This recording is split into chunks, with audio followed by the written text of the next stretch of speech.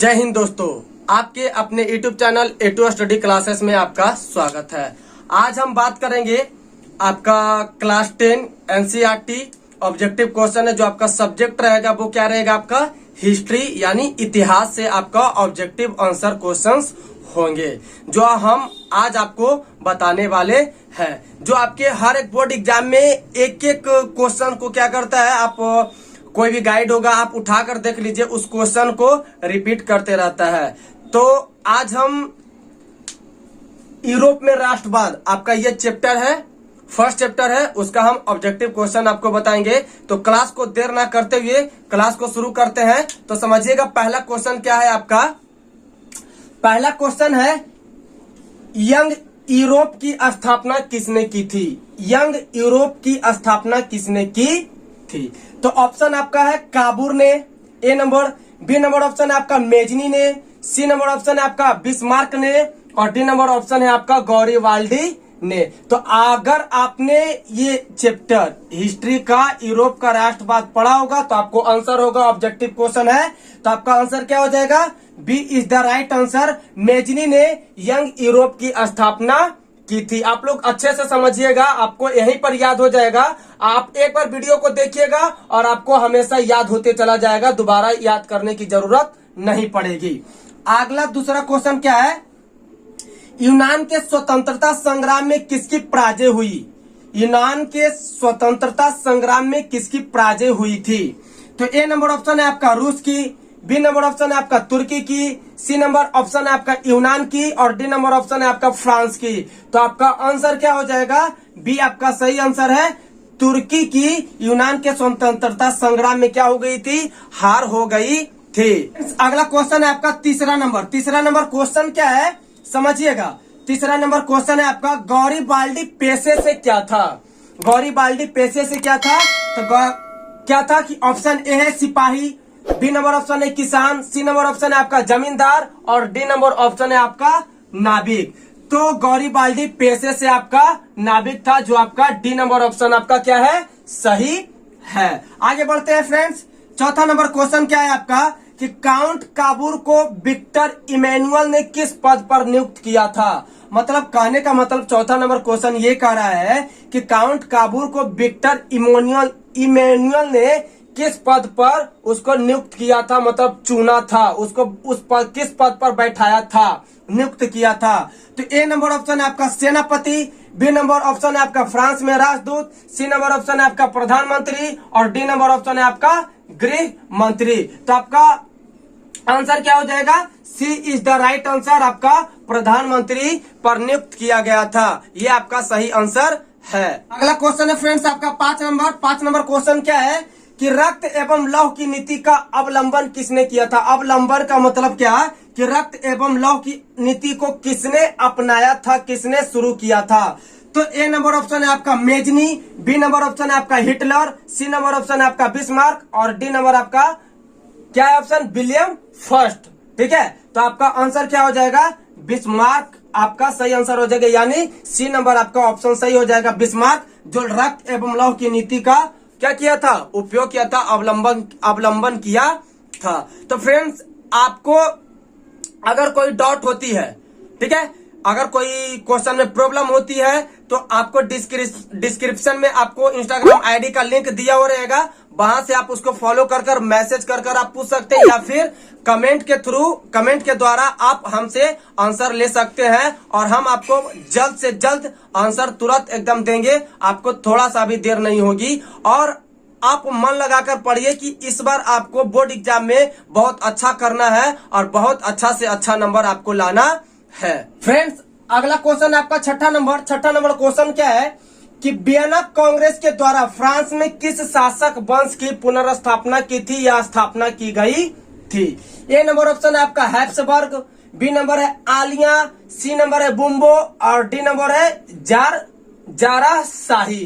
तो आपका correct answer क्या हो जाएगा, सी इज द आपका राइट आंसर हो जाएगा कि वियना कांग्रेस के द्वारा फ्रांस में बुम्बो शासक वंश की पुनर्स्थापना की गई थी। अगला क्वेश्चन है 7 नंबर क्वेश्चन क्या है कि जर्मन राइन राज्य का निर्माण किसने किया था। जर्मन राइन राज्य का निर्माण किसने किया था।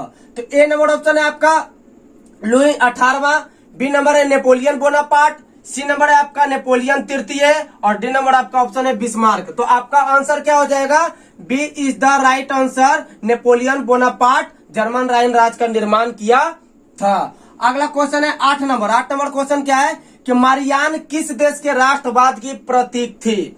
मरियान किस देश के राष्ट्रवाद की प्रतीक थी? तो ए नंबर ऑप्शन है आपका फ्रांस, बी नंबर ऑप्शन है आपका रूस, सी नंबर ऑप्शन है आपका इटली और डी नंबर ऑप्शन है आपका जर्मनी। तो आपका आंसर क्या हो जाएगा? ए इज द आपका राइट आंसर हो जाएगा फ्रांस। मरियन देश के राष्ट्रवाद की प्रतीक थी। अगला नंबर क्वेश्चन है 9 नंबर क्या है कि 1830 की क्रांति के बाद फ्रांस में किस प्रकार का शासन स्थापित हुआ? 1830 की क्रांति के बाद फ्रांस में किस प्रकार का शासन का स्थापना हुआ, स्थापित हुआ? तो क्वेश्चन समझिएगा।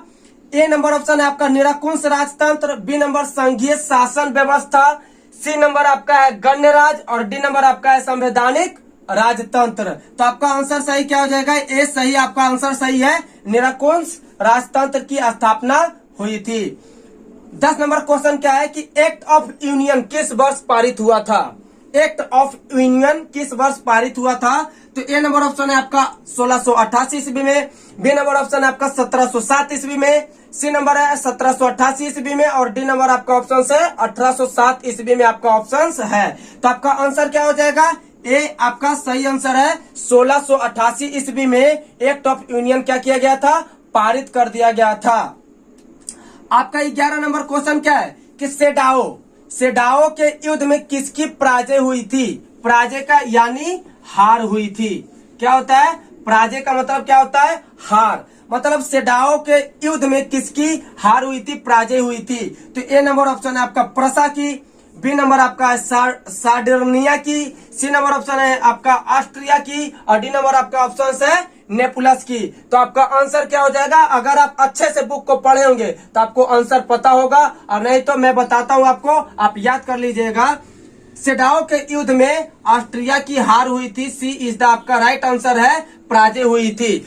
और फ्रेंड्स हम आपको एक बार और बता देना चाहते हैं कि हर बार स्टूडेंट्स कंफ्यूजन में रहते हैं कि ऑप्शन याद करें या फिर आंसर याद करें। ठीक है, तो आपको आंसर याद करना है ना कि ऑप्शन याद करना है। अगर आप आंसर को याद करते हैं तो आपका ऑप्शंस कहीं भी दे, ए बी सी डी यानी चारों में से कोई भी ऑप्शन दे, आप उसको टिक कर सकते हैं, टिक आउट कर सकते हैं। अगर आप ऑप्शन याद कर लेते हैं तो फिर आप कंफ्यूजन में रहिएगा, आपको आंसर पता नहीं चलेगा कि क्या इसका आंसर होगा। तो इसलिए आप ध्यान रखिएगा कि आपको हमेशा आंसर याद करना है, ना कि आपको ऑप्शंस याद करना है। और फिर मैं बार बार ये कह रहा हूं कि अगर आपको कोई डाउट होती है तो डिस्क्रिप्शन में आपको इंस्टाग्राम आईडी का लिंक दिया हुआ रहेगा, उसको फॉलो कर आप मैसेज के द्वारा या फिर कमेंट के द्वारा जो भी आपको प्रॉब्लम होगी वो हमसे पूछ सकते हैं, शेयर कर सकते हैं। हम आपको आसानी से आसानी आंसर जरूर देंगे और वो भी जल्द से जल्द आंसर देंगे। और अपने दोस्तों के पास ज्यादा से ज्यादा शेयर करें, लाइक करें, कमेंट करें कि ताकि कोई भी आपके फ्रेंड्स या भाई बहन ना छूट जाए। आगे बढ़ते फ्रेंड्स, 12 नंबर क्वेश्चन है आपका कि किस युद्ध के बाद जर्मनी का एकीकरण पूरा हुआ? किस युद्ध के बाद जर्मनी का एकीकरण पूरा हुआ? ए नंबर ऑप्शन है आपका क्रीमिया का युद्ध, बी नंबर है सेडाओ का युद्ध, सी नंबर आपका है प्रूसा डेनमार्क युद्ध और डी नंबर है आपका सीडान का युद्ध। तो आपका राइट आंसर क्या हो जाएगा? डी आपका राइट आंसर हो जाएगा, सीडान का युद्ध के बाद जर्मनी का एकीकरण हुआ था। अगला 13 नंबर क्वेश्चन क्या है कि नेपोलियन ने जर्मनी में किस संघ की स्थापना की? नेपोलियन ने जर्मनी में किस संघ की स्थापना की? तो ए हो गया आपका ट्रांसपेडेन संघ, बी आपका हो गया सिसेलापाइन संघ, सी नंबर आपका हो गया राइन संघ और D number none of these यानी इनमें से कोई नहीं। तो आपका आंसर क्या हो जाएगा? सी इज द राइट आंसर। राइन संघ की नेपोलियन ने जर्मनी में क्या की थी? स्थापना की थी। अगला क्वेश्चन है आपका 14 नंबर। 14 नंबर क्वेश्चन क्या है कि जॉल बेराइन की स्थापना किस राज्य ने की? जॉल बेराइन की स्थापना किस राज्य ने की? तो आपका आंसर क्या हो जाएगा? ऑप्शंस क्या हो जाएगा? ए नंबर प्रूसा, बी नंबर आपका हो जाएगा ऑस्ट्रिया, सी नंबर हो गया सार्डिनिया और डी नंबर आपका ऑप्शन हो गया फ्रांस। तो आपका आंसर क्या हो जाएगा? A is the right answer, France और प्रसा जर्बराइन की स्थापना की थी। अगला क्वेश्चन है 15 नंबर क्वेश्चन क्या है कि हंगरी की भाषा क्या थी। हंगरी एक देश है, ठीक है, उसका लैंग्वेज क्या था, ये भाषा क्या था, समझिएगा। ए नंबर ऑप्शन है आपका इतालवी, बी नंबर है मैगियार, सी नंबर है पोलिश, डी नंबर आपका फ्रेंच। तो आपका आंसर क्या हो जाएगा, B is the right answer, Magyar हो जाएगा। आगे बढ़ते हैं फ्रेंड्स, आपका 16 नंबर क्वेश्चन है कि जर्मन राइन राज्य का निर्माण किसने किया था। जर्मन राइन राज्य का निर्माण किसने किया था। तो ए नंबर ऑप्शन है आपका लुई 18वां, बी नंबर है नेपोलियन बोनापार्ट, सी नंबर आपका ऑप्शन है नेपोलियन तृतीय और डी नंबर आपका ऑप्शन है बिस्मार्क। तो आपका आंसर क्या हो जाएगा, B is the right answer, Napoleon Bonaparte आपका आंसर हो जाएगा।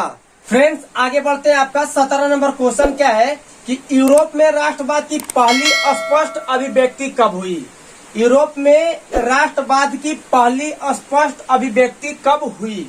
ए नंबर ऑप्शन है आपका 1789 की फ्रांसीसी क्रांति के साथ, बी नंबर ऑप्शन है आपका 1830 की फ्रांसीसी क्रांति के साथ, सी नंबर ऑप्शन है आपका 1848 की फ्रांसीसी क्रांति के साथ और यहाँ पर डी नंबर आपका ऑप्शन हो जाएगा नॉन ऑफ दीज। तो आपका आंसर क्या हो जाएगा, ए सही, आपका आंसर सही है। 1789 की फ्रांसीसी क्रांति के साथ यूरोप में राष्ट्रवाद की पहली स्पष्ट अभिव्यक्ति हुई थी।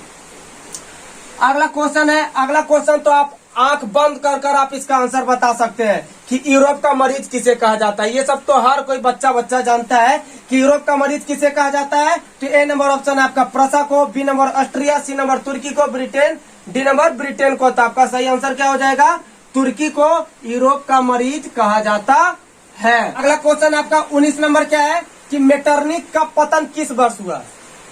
मेटरनिक का पतन किस वर्ष हुआ। ए नंबर आपका ऑप्शन है मार्च 1848 ईस्वी में, बी नंबर आपका ऑप्शन है अप्रैल 1848 ईस्वी में, सी नंबर ऑप्शन है आपका मई 1848 ईस्वी में और डी आपका है जून 1848 ईस्वी में। तो आपका आंसर क्या हो जाएगा, सी इज द राइट आंसर, मई 1848 ईस्वी में मेटरनिक का पतन हो गया था।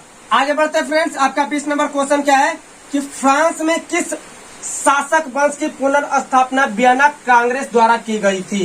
फ्रांस में किस शासक वंश की पुनर्स्थापना, मतलब फिर से स्थापना किया गया था, वियना कांग्रेस द्वारा किसकी की गई थी।